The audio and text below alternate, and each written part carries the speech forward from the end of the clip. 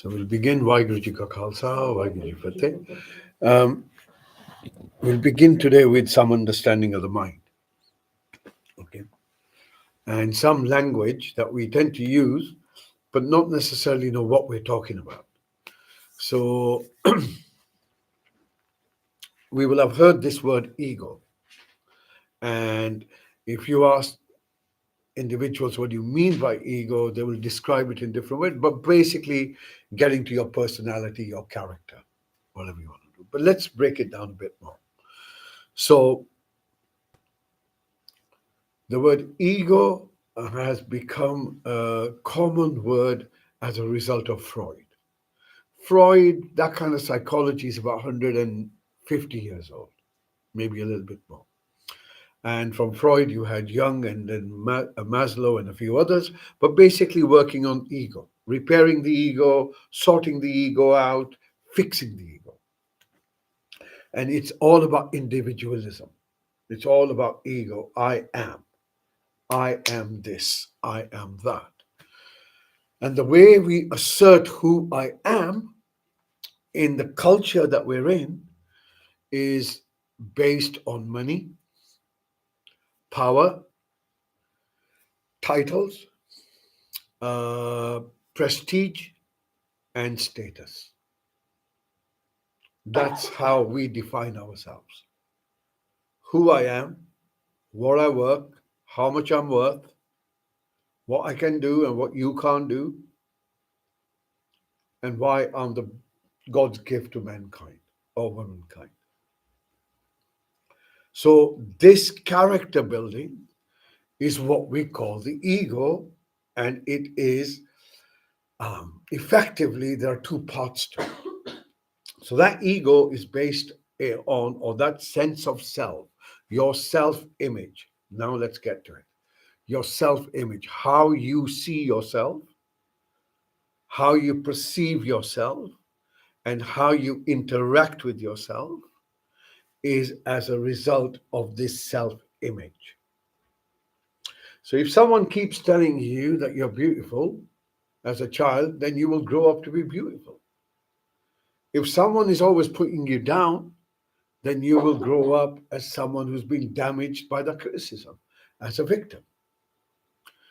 This then becomes our conditioned sense of self, our self-image, and we can label this ego. Within the Gurmat worldview, we have a far more scientific understanding of this. This ego is an identity, but it has an activity. It's always concerned about itself, always. And always trying to secure itself because it knows inherently it's deficient. So it's trying to secure itself and to make itself stable. So the more money you have, you feel you're more stable. The more power you have, you feel the more secure. Right? However, this illusionary sense of self becomes our disease. In the East, in the Gurmat worldview, the activity of this ego is how man. I am, I am, I am. And with the I am comes the other word, mine. So you will even look at this. We will say, well, when I look at my breath, well, if it's yours, give it to me. My body, the ownership. So that ownership plus this identity, this persona within the West, we can now look at as what we define as the ego. So this ego has two parts to it. The persona, the thing that you show the world, your goody two shoes, and the stuff that you don't. So if you said to me, well, Dav, I'm just such a loyal person, I can definitely demonstrate to you that you're actually quite disloyal. Because you cannot know loyalty without disloyalty. And if you say, I'm very caring, I am sure we can look back a few months back where you weren't caring. So this idea of sense of self becomes what we defend. So when we poke it, someone says to you, get angry, and you would find it difficult to get angry. However, if we started insulting one another, we would very quickly get angry. Now we haven't touched each other. Why are we angry? Because we poked the ego. So this ego, now we need to understand how this works with the body. It ain't separate. It's connected. It's the other side. So when this ego now, as I said to you, works on security and stability. That's what it's always looking for. So as a result, it will always run towards things that it thinks it gives its security. And it will always run away from things that threaten it. Right? A child is not threatened by a flame. Why? Because it hasn't got the memory. Once it has the memory, then it can use the intellect to say, I'm not going to go near the flame. Or I am going to go near the flame if it's a pyromaniac. Right? Either way, but you use the intellect. Intellect needs memory. So our collection of our thoughts, our internal dialogue, the thing that you think you are, is all the activity of your ego, nothing more, nothing more. And it is artificially created. It's not even yours. It's the nonsense that you were fed with, the language that you know, because you can't think in a language you don't know. So you begin to realize, hold on a second, how much of this is me? And this ego, once we become embroiled in it, once we believe, and that's the word, believe, once we begin to believe that this is who I am, then you will defend it. Then you will go and massacre children because you're defending your country or your faith. Do you see the absurdity of the ego?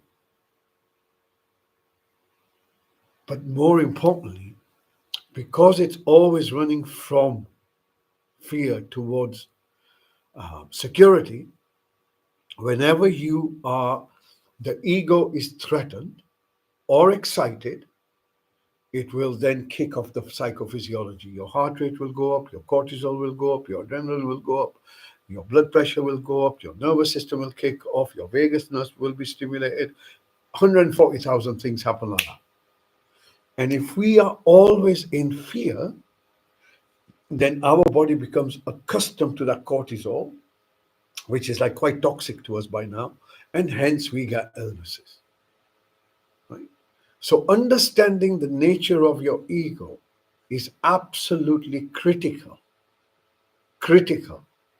to your well-being and health. Because the ego also likes to scare itself. That self-talk, you have two sides to it, the goody two-shoes and the other one. So you will find there's always conflict. There's always conflict. And because you believe it, that's the problem. You believe what you say to yourself. Because you believe that, you begin to fight. None of it. It's our illusion. It's your illusion. When you're asleep, where's your ego? Where's your relationships? Which bit of that is yours? We do not understand the nature of life. Why? Because we're not given the education. Meditation is the education. Why is it the education? Because it will separate you from your thinking. So it doesn't mean that you're separate from your thinking, but you become aware of your little psychotrip, of your little story. Channel me. And your channel me is a repeat. It's always a repeat. You just change the characters. You're either the victim or the hero. Nothing else in between. And when we do not see the self-talk, when it becomes overpowering, this is what we can call mental unwellness or mental health issues. And majority of the world is that. Very few people step out of it. Very few people. Very few people even know what it is, let alone step out of it. So, have an understanding of the ego now? Yeah? All right. Now, this ego has a propensity to attach itself, right? It's sticky. It's a very sticky thing. It's like Velcro. Whatever it sees and it likes, it sticks to it. As a result of that stickiness, that then becomes your identity, right? That's the persona you wear. So your activity is your ego, your home. What it sticks to, I am male, I am female, I am this, I am that, whatever, that becomes the identity. And that always changes. That always changes. Now you have two issues. One, you will defend your identity. And two, you're always insecure about yourself. So as a result, this becomes our mental illness. And all the great teachers, whether it's Buddha, Kabir, Lao Tzu, Confucius, Nanak, all of them, every mystic in every single tradition has tried to give us this understanding. Nothing more. Nothing more. When you are in your ego, you can call yourself that you are in a shaitan mode. Shaitan means you're cynical, you're clever, you're mischievous. But that's the same word when you relate it into a Judeo-Christian world as Satan. What's the difference? What's the difference? In ego, all crimes are committed. In ego, all conflicts take place. So where's your heaven? Where's your paradise? Only when you step out. Because the garden is your self-awareness. When you step outside that, because you have knowledge, the ego thinks I am, steps out of that conscious space, it gets wrapped up in its mental embroilment, etc., and off you go, having eaten the poisoned apple. See how it kind of, you can see the same analogy anywhere, anywhere. Depending on the civilization, the communication was given. But as civilization has changed, the communication has become something else. So this is the fundamental truth, absolutely fundamental truth. You are not who you think you are. You never were, you never will be. Everything that you believe, every single thing that you believe is an untruth. Why? Because it's a belief.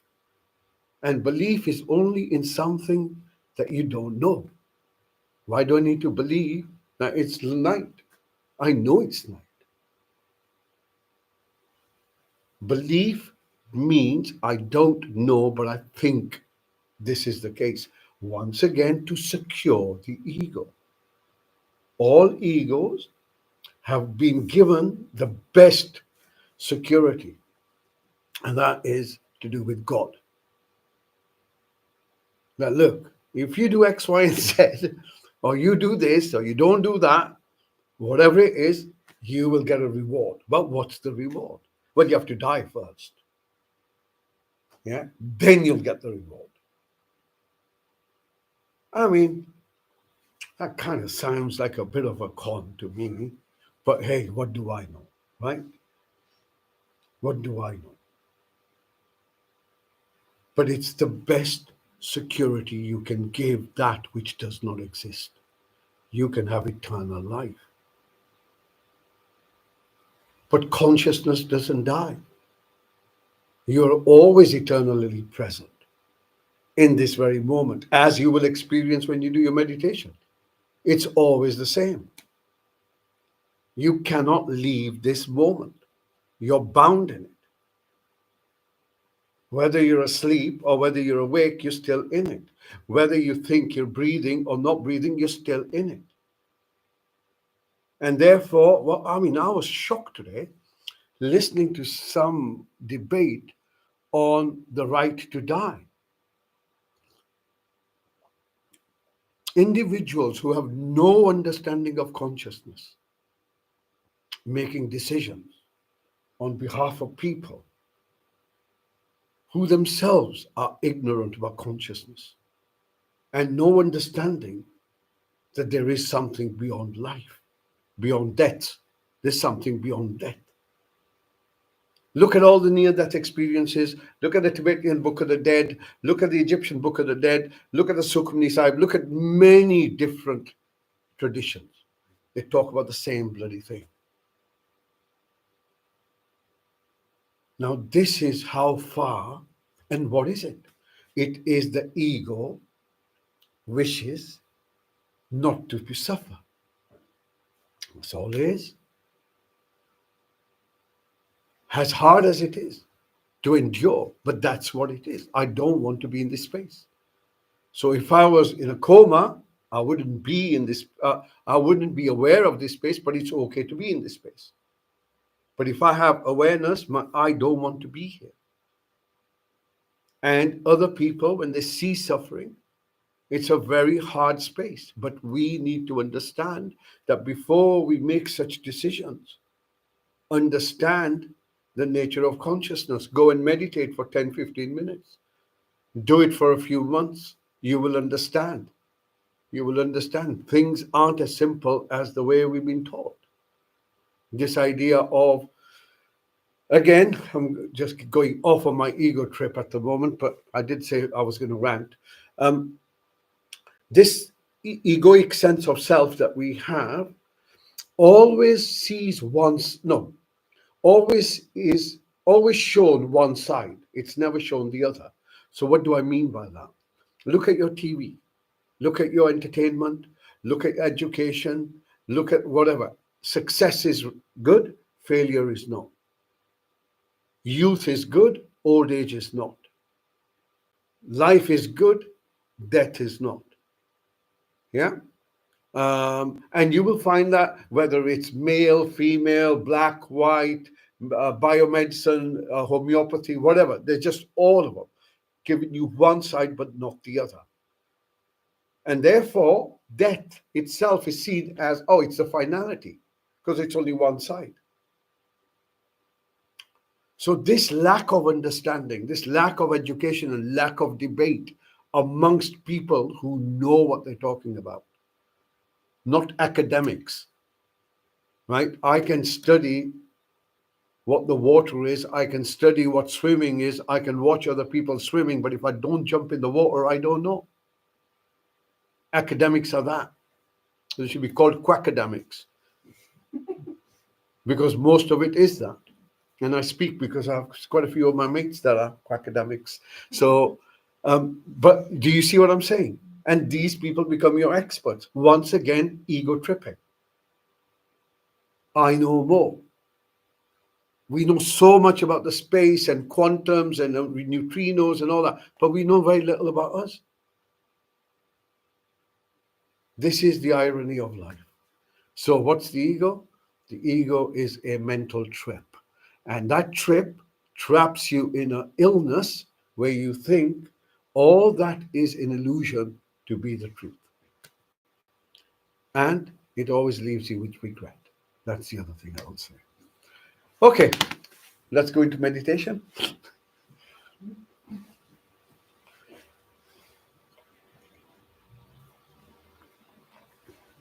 Okay, so we begin by adjusting our posture. So you're going to just make sure that your back is straight and upright.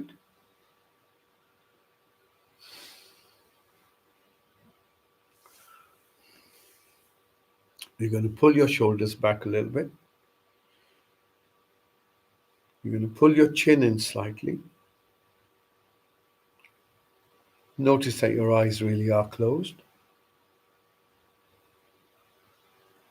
And then as you breathe in, you're going to bring your focus to yourself as best as you can.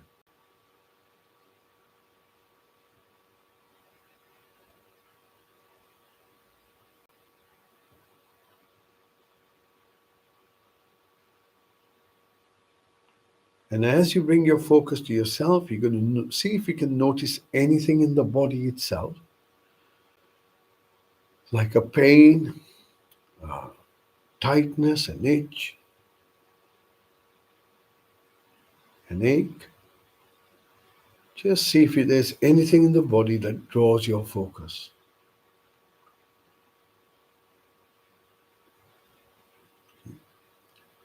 And you're going to set an intention, which is, what is it that I'm going to do? You're simply going to be present to what's going on with you.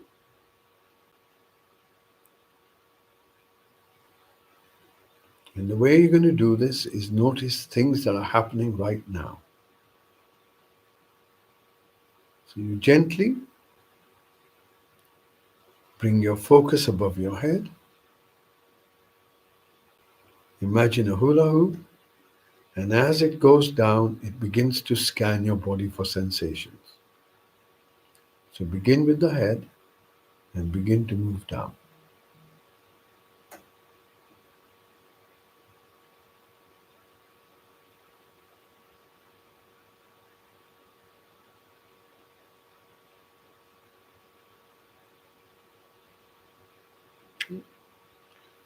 Next, move your focus now to the seat you're on. And you want to feel the sensations, or you want to become aware of the sensations where your body makes contact with your seat.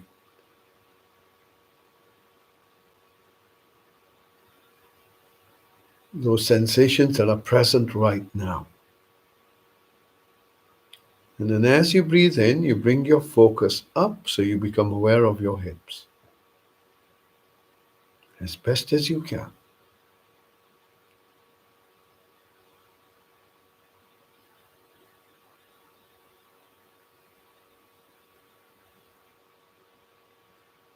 Next, you move your focus down your thighs very gently, again looking for sensations, right? Sensing a little bit at a time, moving towards your knees.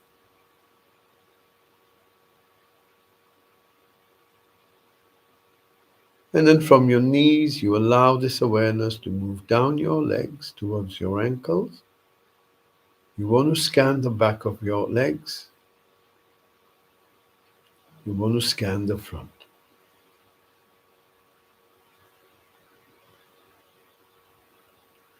Notice your feet.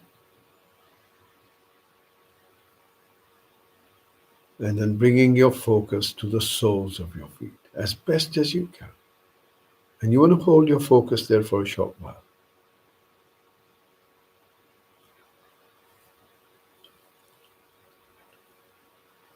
Bringing your focus back to the seat you're on. Notice how the ground, the seat holds you. In other words, you're not going to go anywhere if you let go.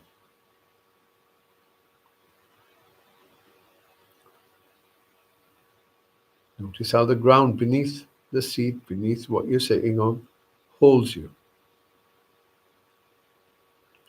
Allow yourself to be located.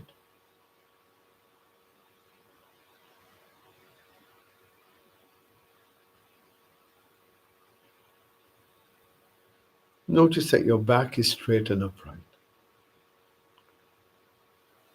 And on your next breath in, moving your focus from your lower back to your middle back.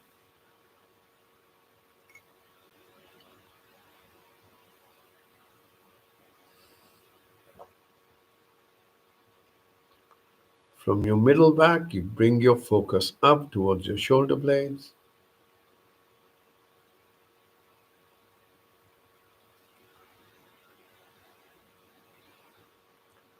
And then notice your shoulders.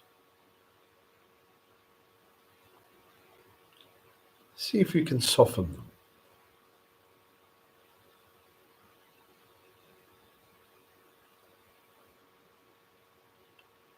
From your shoulders, you allow your awareness to move down towards your elbows.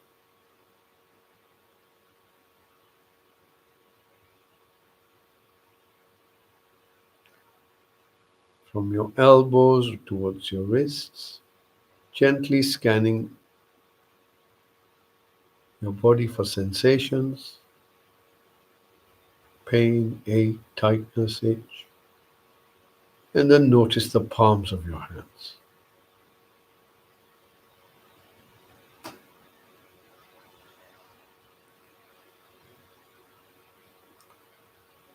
Bringing your focus to your fingers,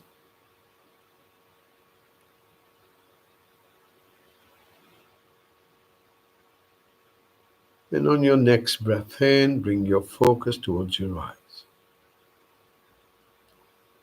And begin to notice the back of your eyelids.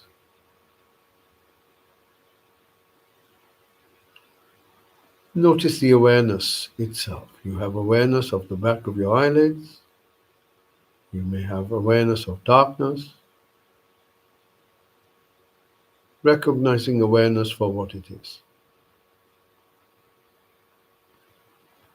You can even have awareness of thoughts.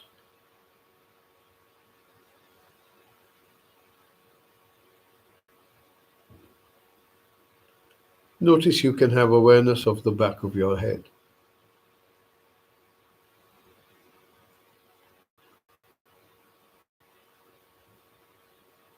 Bringing your focus towards your eyes. And then as you breathe out, you allow your eyes to soften. And as the breath moves in, you bring your focus towards your lips.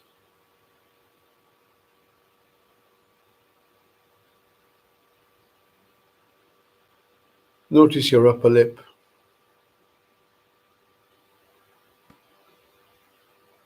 Notice your lower lip. And then gently moving your focus within your mouth.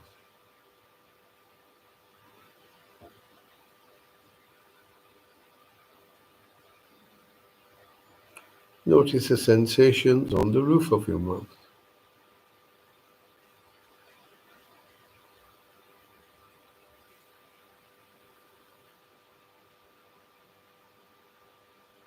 Inside cheeks.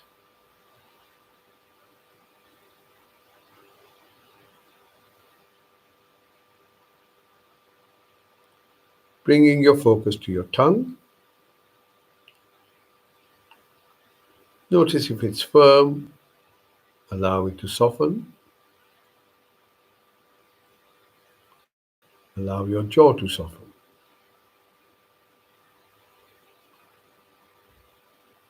And then as you breathe out, you allow your face to soften. Next breath in, once again becoming aware of your body as best as you can.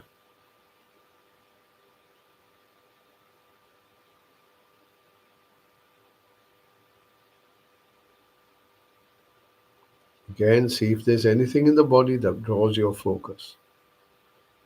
Pain, ache, tightness, itch. Locate it. Don't need to work it out what it is, just locate. And now bring your focus beneath your nose and begin to watch your breath.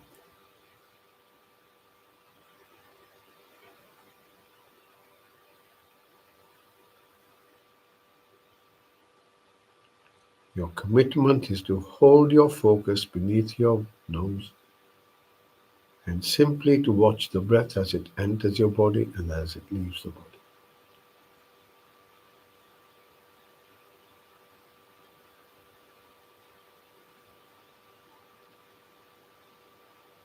Allow the breath to breathe by itself.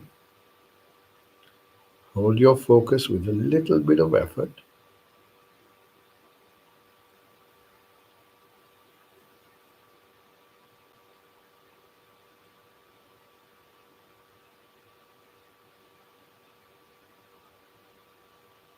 Notice the in-breath moves in, stops. The out-breath moves out, stops.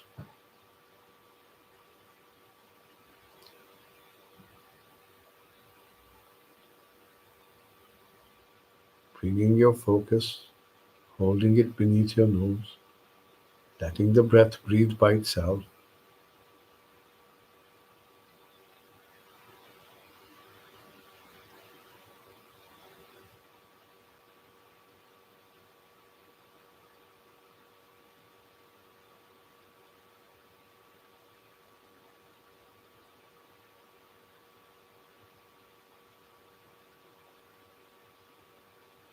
Stay with your breath. Notice how the breath breathes by itself.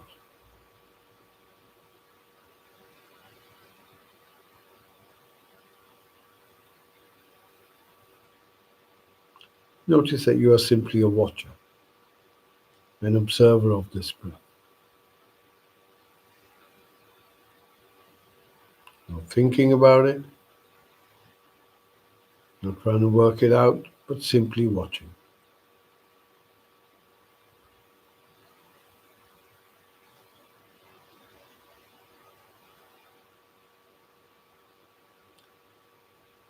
On your next breath in, you're going to bring your focus within yourself. And this means what we're thinking and how we're feeling. See if you can notice what's on your mind. What's the story at the moment, if any?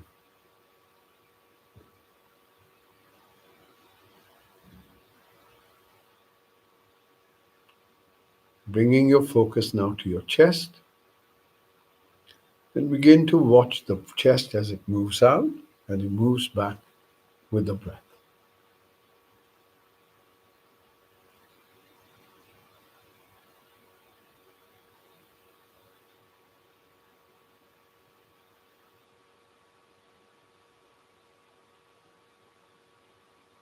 Holding your focus as best as you can at your chest.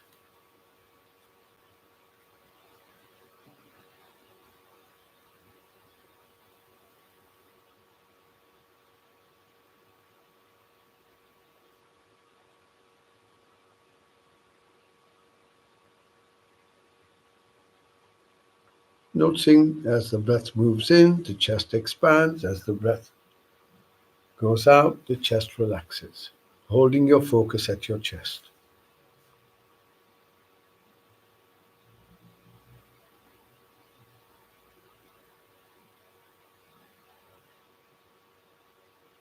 Notice the little changes around your ribs as the breath moves in and the breath moves out. See if you can notice those sensations.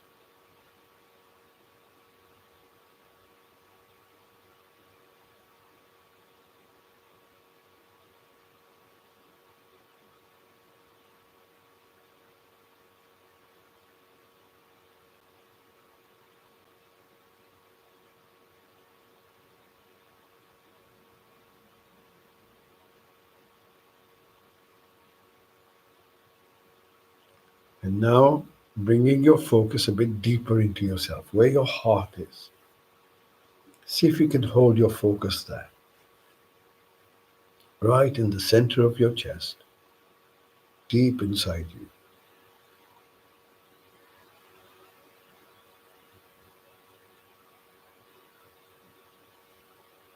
And as you hold your focus there, notice how you're actually feeling right this moment. Do you feel settled? Do you feel peaceful? Or do you feel agitated, unsettled? Hold your focus at your heart.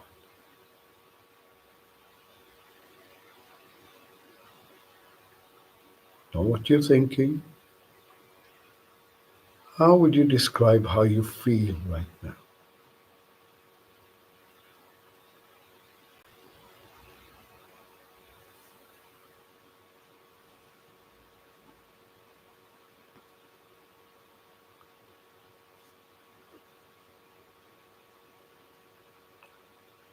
On your next breath out, open your focus to all the sounds around you and just begin to listen. Not trying to work any sound out,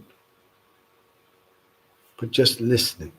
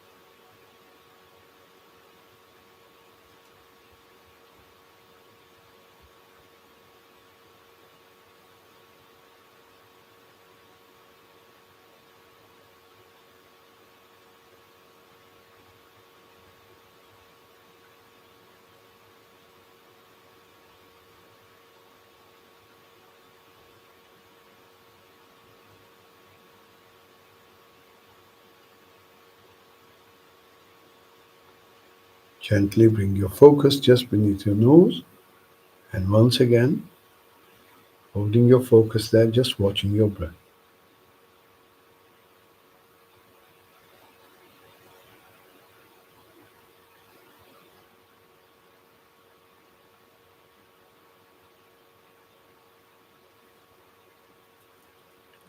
Notice your in breath has a start and an end, your out breath has a start and an end.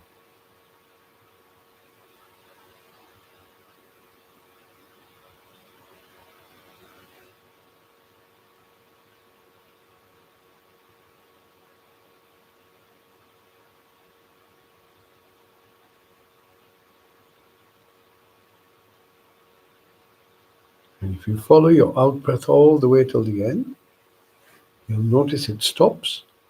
There's a little gap before the in breath begins. See if you can notice that. Following your out breath all the way till the end.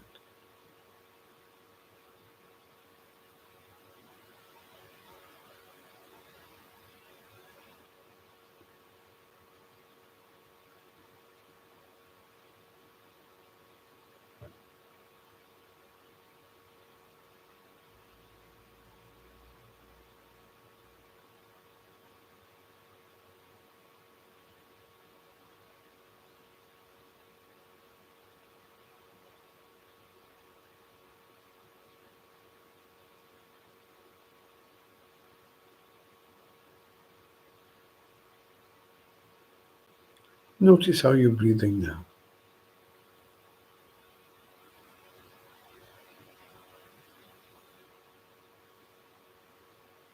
Does your breath feel long or does it feel short?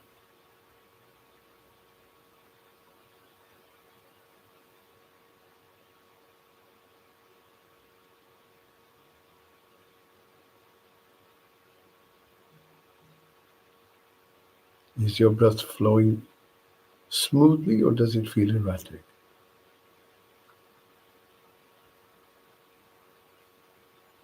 Stay with your breath.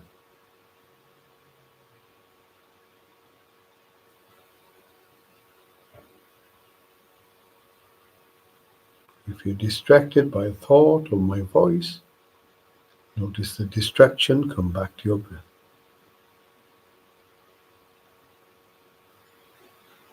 Following your out breath all the way till the end.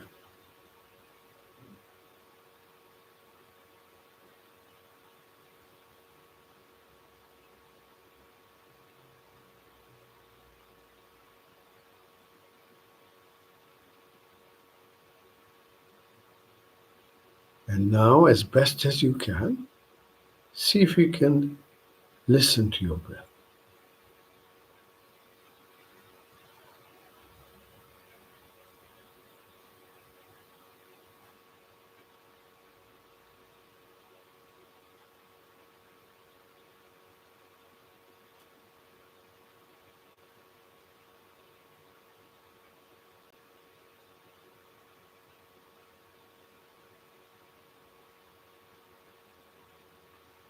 Listening to the in breath, listening to the out breath, as best as you can.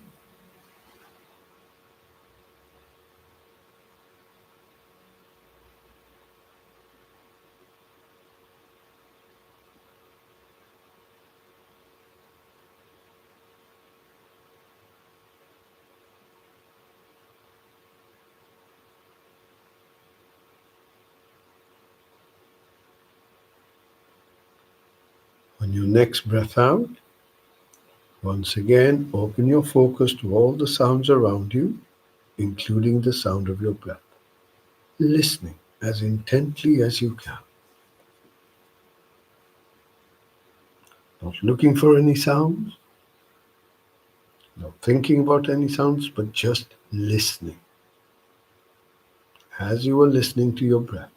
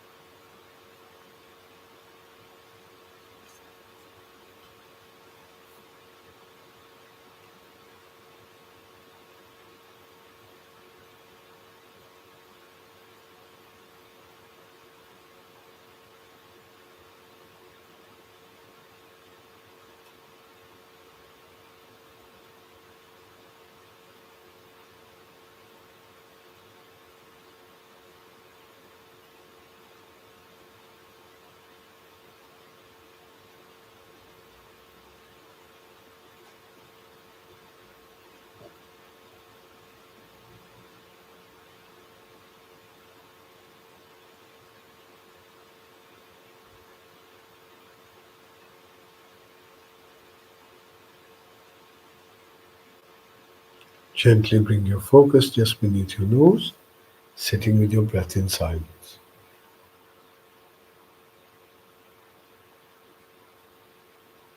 Notice your experience.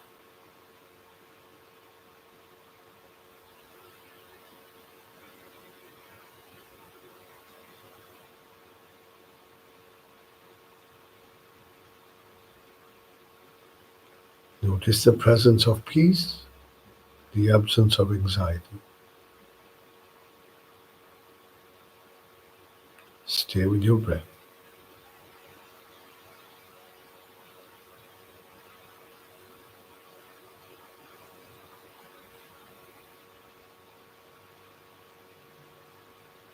If you feel calm, focus on the calmness. If you feel still, focus on the stillness.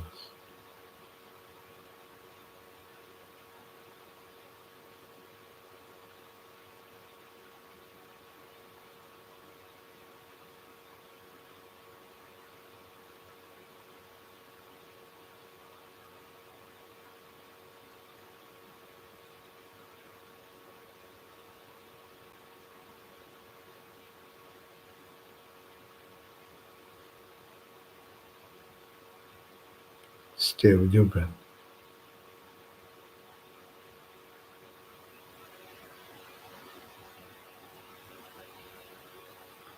Notice how you feel within yourself.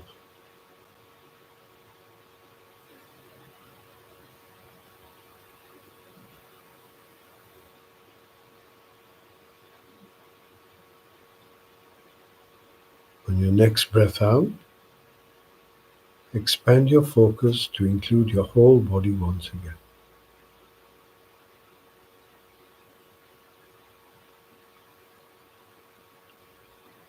Notice if there's any discomfort, pain, tightness in the body anywhere.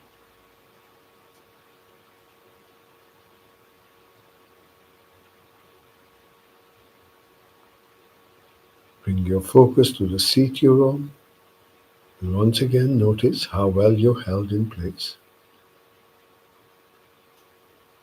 Sensations where your body makes contact, and then from those sensations you become aware of your hips. Gently allow this focus to move down your legs, towards your knees, from your knees towards your ankles,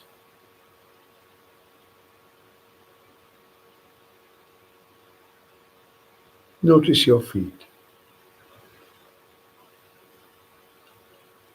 and then notice the soles of your feet.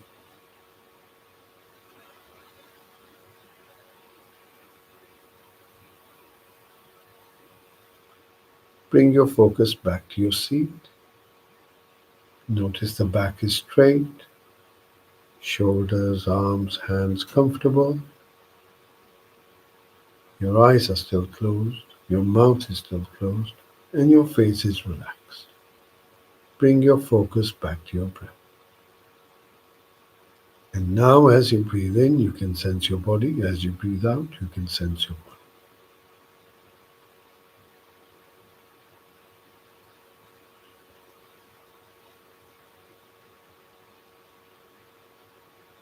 Breathing in, you feel calm. Breathing out, you feel calm.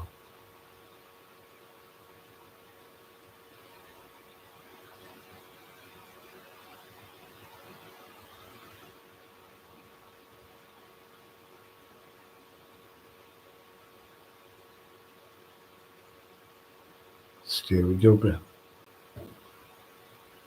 Breathing in, you can sense your body. Breathing out, you can sense your body.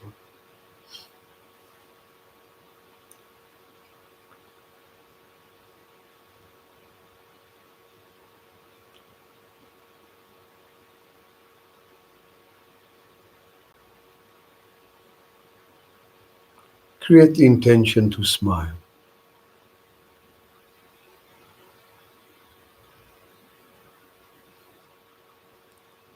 being gentle with yourself.